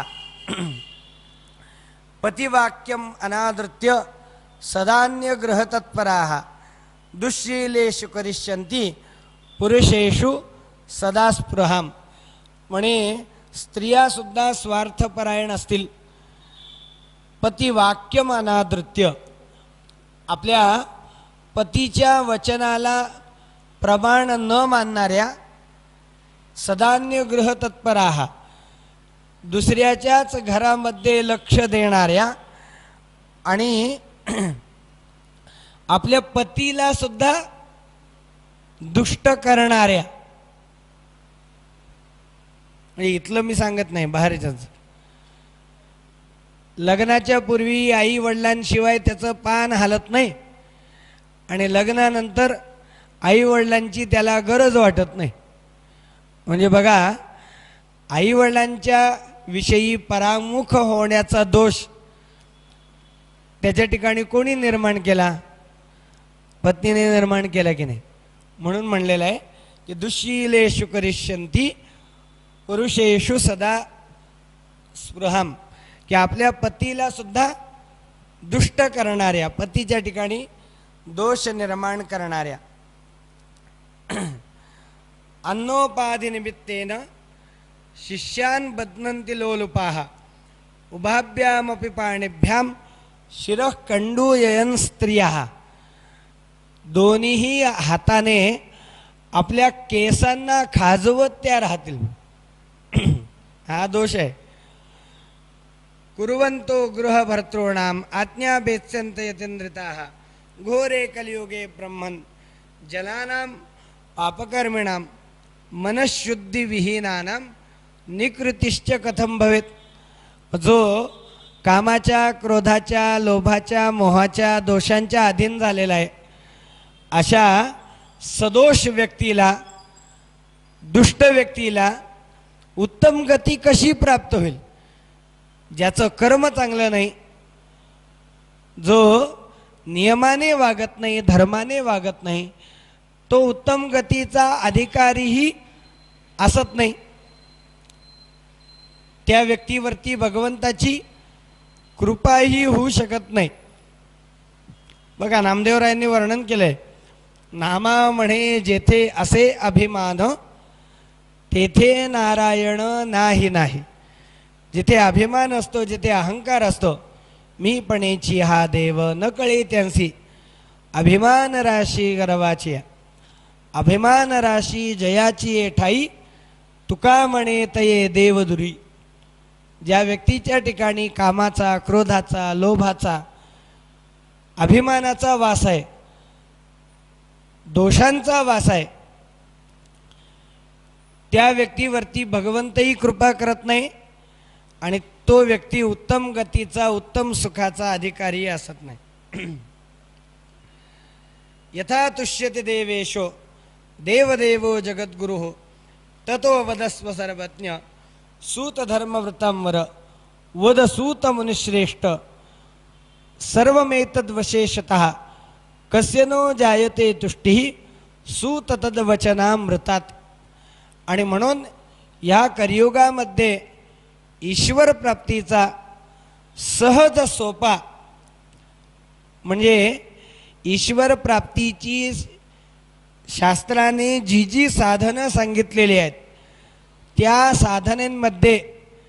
साधनांमध्ये तुलनेमध्ये अतिशय सोपं, तुलनेने करायला अतिशय सोपं, त्या सर्व साधनांमध्ये उत्कृष्ट असं आणि भगवंताची कृपा प्राप्त करून देणारं असं साधन तुम्ही आम्हाला सांगावं अशी प्रार्थना त्या शौनकादिक ऋषींनी सूतांना त्या ठिकाणी केली. सूतांना अतिशय आनंद आला. ते म्हणतात, ऋषी हो, अतिशय सुंदर प्रश्न तुम्ही मला केलेला आहे. म्हणजे जो प्रश्न तुम्ही मला केला तोच प्रश्न पूर्वी सनकादिक ऋषींनी नारदांना केलेला होता. तेव्हा नारदांनी जो सनकादिक ऋषींना उपाय सांगितला म्हणजे तोच उपाय मी तुम्हाला सांगतो. घोर कलियुगामध्ये ईश्वर प्राप्तीचं साधन काय, तर या घोर कलियुगामध्ये भगवंताचं चरित्र, प्रभू रामचंद्रांचं चरित्र, रामायण कथा हीच कलियुगामध्ये मनुष्याला तारणारी आहे. रामकथेचं महात्म्य वर्णन करत असताना नाथ महाराजांनी असं वर्णन केलेलं आहे की रामकथेचे अक्षर ते क्षराक्षरातीत पर, जे सौभाग्य भाग्याचे नर कथा सादर परिस्थिती. नष्ट होणाऱ्या ज्या सगळ्या गोष्टी आहेत त्या सगळ्या नष्ट होणाऱ्या गोष्टींपासून दूर करणारं, विषयांपासून दूर करणारं आणि नष्ट न होणाऱ्या, पुनरावृत्ती नसणाऱ्या अशा भगवान परमात्म्याच्या परमपदाची प्राप्ती करून देणारं असं हे रामकथेचं अक्षर आहे. अशी ही रामकथा आहे. जे सौभाग्य भाग्याचे नर कथा सादर परिस्थिती, ही कथा श्रवण करण्याची प्रवृत्ती सुद्धा भाग्यवंतालाच होत असते. ज्या व्यक्तीला रामकथा श्रवण करावीशी वाटत नाही, रामकथा श्रवण करत असताना ज्या व्यक्तीला कंटाळा येतो, त्या व्यक्तीसारखा दुर्दैवी व्यक्ती या दुसरा या जगामध्ये असत नाही. रसिक व्यक्तीलाच याचं आकर्षण वाटतं, आकर्षणापोटी रसिकच येतो आणि रसिकच आपला उद्धार करून घेतो. आणि म्हणून जे सौभाग्य भाग्याचे नर, ज्यांच्या भाग्याला सुद्धा भाग्य आहे, ज्यांच्या भाग्याला सुद्धा सद्भाग्य आहे, असेच लोक या रामकथेच्या श्रवणाकरता म्हणून येत असतात. आणि म्हणून शृणुध्वं ऋषयः सर्वे यद्दिष्टं वो वदाम्यहं गीतं सनत्कुमाराय नारदेन महात्मना रामायणं महाकाव्यं सर्ववेदेषु सम्मतं सर्वपापप्रशमनं दुष्टग्रहनिवारणं. सर्व प्रकारच्या पापांची निवृत्ती करणारं, दोषमुक्त करणारं असं हे प्रभू रामचंद्रांचं दिव्य कथानक आहे. दुःस्वप्ननाशनम धन्यम. या रामकथेचं जो श्रवण करतो त्याला त्याच्या सगळ्या वाईट स्वप्नांचा नाश होतो. दुःस्वप्ननाशनम धन्यम भुक्ती मुक्ती फलप्रदम. इहलोकामध्ये उत्तम सुख आणि मृत्यूच्या पश्चात उत्तम गतीचा अधिकारी तोच असतो की ज्या व्यक्तीच्या कानावर ही रामकथा पडत असते. धर्मार्थ काम मोक्षाणम हेतुभूतम महाफलम. धर्म अर्थ काम आणि मोक्ष या चारही प्रकारच्या पुरुषार्थांची सिद्धी करणारं हे प्रभू रामचंद्रांचं दिव्य चरित्र आहे. मनुष्याच्या जीवनाला कृतकृत्यता, मनुष्याच्या जीवनाला धन्यता तेव्हाच येते की जेव्हा तो ह्या चरित्राच्या श्रवणाला प्रयत्नशील होतो तेव्हा.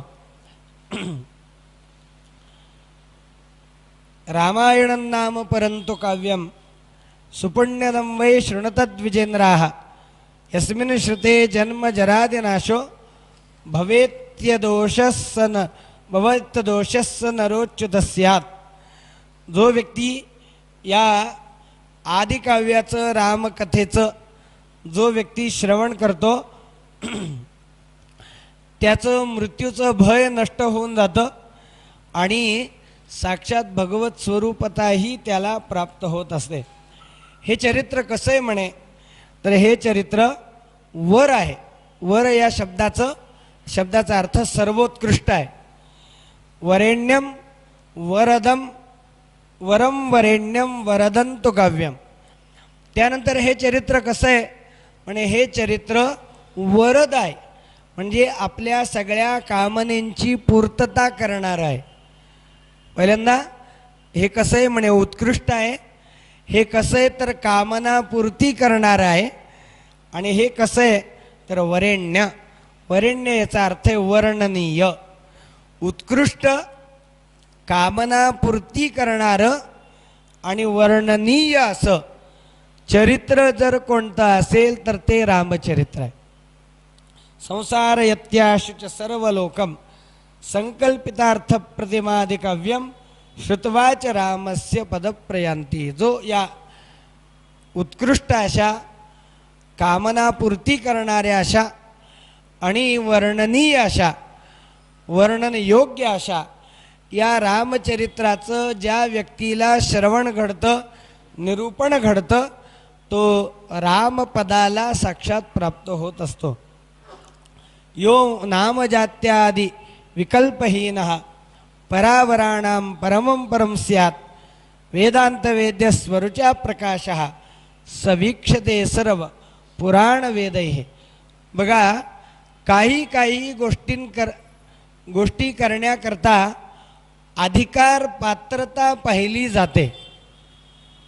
समजा वेदमंत्रांचा उच्चार असेल, वेदमंत्रांचा उच्चार कोणालाही करता येत नाही. त्याच्याकरता उपनीत असावं लागतं, मुंज व्हावी लागते. त्याकरता गुरुगृहामध्ये गुरुची जाऊन सेवा करावी लागते. वेदमंत्र म्हणण्याचा अधिकार येण्याकरता म्हणून ब्राह्मण्य असावं लागतं. परंतु कथा श्रवण करण्याकरता मात्र तिथे अधिकार म्हणजे अमुक अमुक वर्णाचेच तुम्ही असायला पाहिजे असं नाही. तुम्ही उपनयनादी संस्कारांनी युक्त असायलाच पाहिजे असंही नाही. पुण्यवान सुद्धा या रामचरित्र श्रवणाचा अधिकारी आहे आणि व्रात्य पतित पापी सुद्धा या रामचरित्र श्रवण करण्याचा अधिकारी आहे. ऊर्जे माघे सिते पक्षे चैत्रे च द्विजसत्तमाः नवान्ना खलु श्रोतव्यम रामायण कथामृतम. कार्तिक, माघ आणि प्रामुख्याने चैत्र महिन्यामध्ये ज्या व्यक्तीला हे रामचरित्र श्रवण करायला मिळतं त्या व्यक्तीचं भाग्य, त्या व्यक्तीच्या भाग्याचं वर्णन करायला ब्रह्मदेव सुद्धा समर्थ नाहीत. त्रिसप्तकुल संयुक्तः सर्व पाप विवर्जितः प्रयाति रामभवनम यत्र गत्वा न शोचते. त्याच्या 21 पिढ्यांचा जो व्यक्ती चैत्र मासामध्ये ही रामकथा श्रवण करतो त्या व्यक्तीच्या 21 पिढ्यांचा उद्धार होतो. रामायणम आदिकाव्यम स्वर्गमोक्षप्रदायकम तस्मात् घोरे कलियुगे सर्वधर्म बहिष्कृते नवभिर्दिने श्रोतव्यम रामायण कथामृतम. रामनाम पराये च ये तो घोरे कलियुगे द्विजाः त एव कृतकृत्याश्च न करिल बाधते हितान. जो व्यक्ती या रामचरित्राच्या श्रवणामध्ये निमग्न असतो, जो व्यक्ती रामनामाच्या उच्चारामध्ये रममाण असतो, त्या व्यक्तीसारखा भाग्यवान या जगामध्ये दुसरा कोणीही नाही. बघा, नाथ महाराजांनी असं वर्णन केलेलं आहे की रकारासी काना मकार पुढती स्मरता होय मुक्ती सर्वजना. नारी अथवा नर होका दुराचारी वाचे म्हणती हरी सर्व मुक्त. सायास तो नाही अनायासे काम वाचे राम नाम सदा गावे. एका जनार्दनी धरा हेतू मनी श्रीराम वदनी उच्चारावा. रकारासी काना, रला एक काना रा झालं आणि मकार पुढती राम झालं. स्मरता होय मुक्ती सर्वजना. अशा पद्धतीने जो रामनामाचा उच्चार करतो तो मुक्तीचा अधिकारी आहे. तो मुक्तीचा रामनाम उच्चारणारा व्यक्ती मुक्तीचा अधिकारी का? कारण बघा, व्याकरणशास्त्र असं सांगतं की जेव्हा त्या अक्षरांचा उच्चार आपण करत असतो, निरनिराळ्या अक्षरांचा उच्चार करताना आपल्या मुखामध्ये निरनिराळ्या अशा हालचाली क्रिया होत असतात. म्हणजे काही शब्द हे कंठ्य असतात, म्हणजे कंठातून उच्चारले गेलेले. काही शब्द तालव्य असतात, म्हणजे ते टाळूचा उपयोग केला जातो. काही शब्द दंत्य असतात, म्हणजे त्या शब्दांचा उच्चार करताना दातांचा उपयोग केला जातो.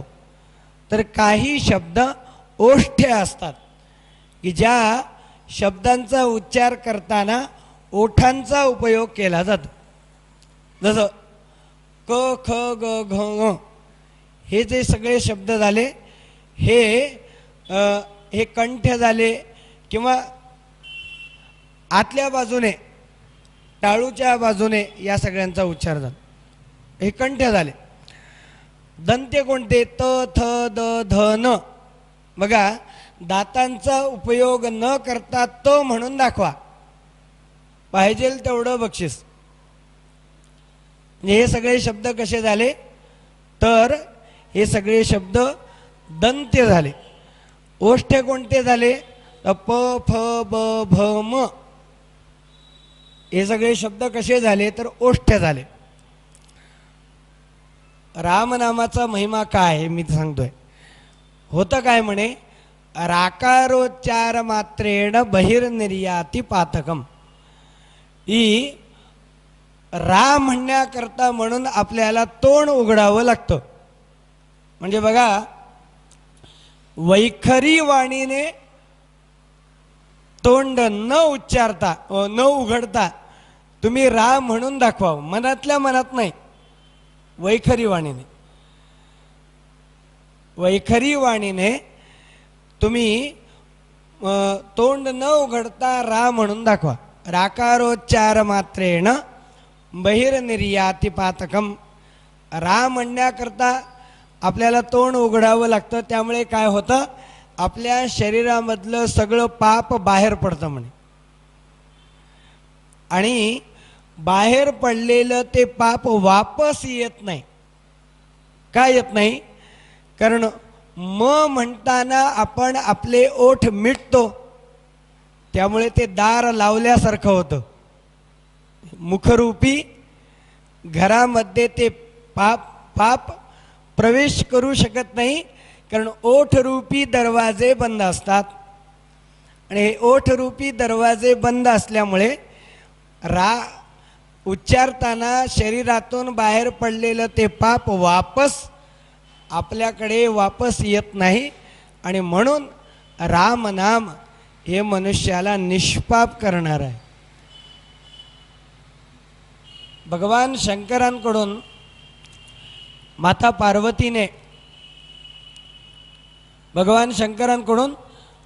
पार्वतीने रामनामाचे विष्णू सहस्रनाम स्तोत्र ऐकलं.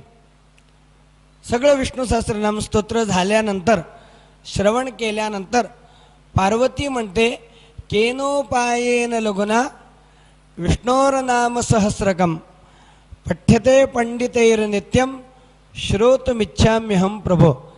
म्हणे एखाद्या व्यक्तीला विष्णू सहस्रनाम स्तोत्र म्हणायचा वेळ त्याच्याकडे नाही.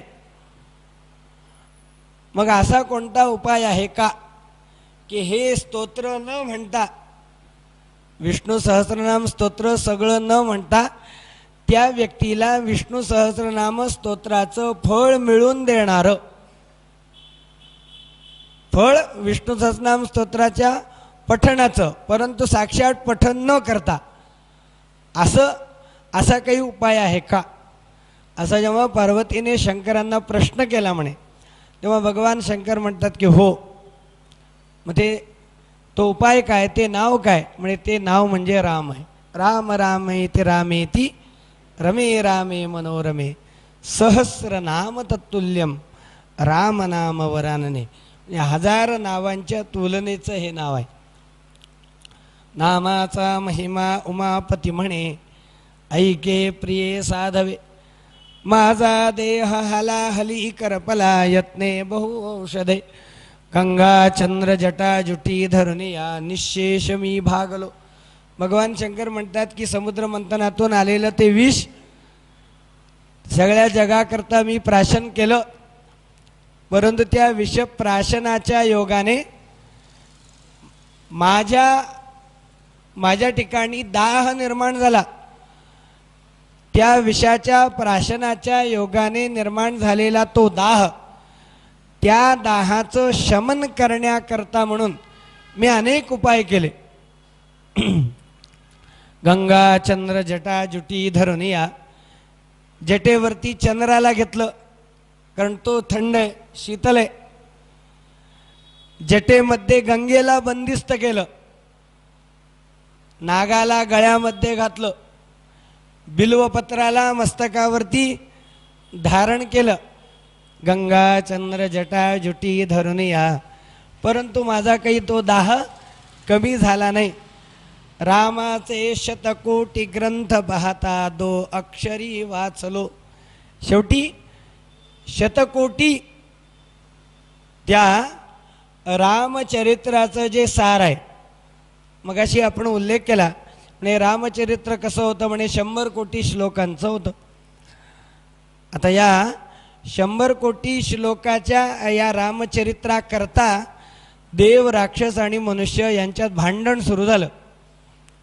देव म्हणाले, आमच्यापैकी असलेल्या भगवान महाविष्णूंचं हे अवतार चरित्र असल्यामुळे या चरित्रावरती आमचा अधिकार आहे.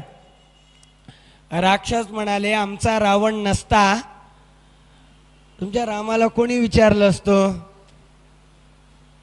त्यामुळे या चरित्रावर आमचा अधिकार आहे. मनुष्य म्हणाले, आमच्यापैकी असलेल्या एका व्यक्तीचं हे चरित्र असल्यामुळे या चरित्रावर आमचा अधिकार आहे. आता भांडण सुरू झालं. हे भांडण गेलं म्हणे भगवान शंकरांकडे. सगळ्यांनी शंकरांना प्रार्थना केली, म्हणे आता तुम्हीच काहीतरी उपाय काढा. भगवान शंकर म्हणाले, ठीक आहे, काही काळजी करू नका, म्हणे मी तुम्हाला हे चरित्र वाटून देतो. 100 कोटी होते, आणि ते वाटण्याकरता पहिल्यांदा 33 कोटी दिले. 99 कोटी गेले आणि 1 कोटी शिल्लक राहिले. 33 लाख दिले. 99 लाख गेले, परत 1 लाख शिल्लक राहिले. ते वाटण्याकरता 33 हजार दिले, परत 1000 शिल्लक राहिले. 3300 दिले, 100 शिल्लक राहिले. 33 दिले, 99 गेले, 10 शिल्लक राहिले. 3 दिले, परत 1 श्लोक शिल्लक राहिला. आता हा श्लोक कसा वाटायचा म्हणून भगवान शंकरांनी विचार केला. म्हणे हा श्लोक कसा आहे? म्हणे अनुष्टुप छंदाचा आहे. अनुष्टुप छंदामध्ये 32 अक्षरं असतात, म्हणून 10 अक्षरं देऊन टाक. आता परत राहिले 2 अक्षर शिल्लक. आता 2 तिघांच्यात कसं वाटावं? भगवान शंकर म्हणाले, तुमच्याकरता एवढे कष्ट मी घेतले, म्हणे मला काही नको का? काहीतरी मोबदला कष्टाचा, म्हणून बाकी सगळं घ्या. याचं सार जे आहे, शतकोटीचे बीज वाचे उच्चारी, आदिनाथा कंठी आगळा हा मंत्र, आवडीने स्तोत्र घोकत असे. हे जे सार आहे, हे सार म्हणजे रामनाम आहे. आणि म्हणून रामनाम परा येतो घोरे कलियुगे द्विजाः तएव कृतकृत्याश्च न कलिर्बाधते हितान् कथा रामायणस्यापि नित्यं भवति यद्गृहे तद्गृहं तीर्थरूपं हि दुष्टानां पापनाशनं तावत् पापानि देहेऽस्मिन् निवसन्ति तपोधनाः यावन्न श्रूयते सम्यक् श्रीमत् रामायणं नरैः. ज्या घरामध्ये ज्या स्थानामध्ये ही रामकथा होते ते स्थान म्हणजे सगळ्या तीर्थक्षेत्रांचं वसती स्थान असतं. ह्या रामकथेचं श्रवण केल्यामुळे पूर्वी सौदास नावाचा एक ब्राह्मण जो आहे हा शापमुक्त झाला. अशा एका प्रसंगाचा उल्लेख नारदांनी सनकादिक ऋषींच्या समोर आणि सुतांनी शौनकादिक ऋषींच्या समोर हा त्या ठिकाणी केलेला आहे. तेव्हा कशामुळे त्या सौदासाला शाप प्राप्त झाला आणि या रामकथेचं श्रवण केल्यामुळे तो कसा पापमुक्त झाला, ही रामकथा कशा पद्धतीने श्रवण केली पाहिजे याविषयी जे विधान आहे आणि प्रसंगानुरूप असं हे जे सौदासाचं कथानक आहे ते आपल्याला श्रवण करायचं आहे. थोड्या काही काळच्या विरामानंतर परत एकदा मध्यंतरानंतर कथेला आपण प्रारंभ करू. जानकी जीवन स्मरण जय जय राम महारुद्र हनुमान की जय.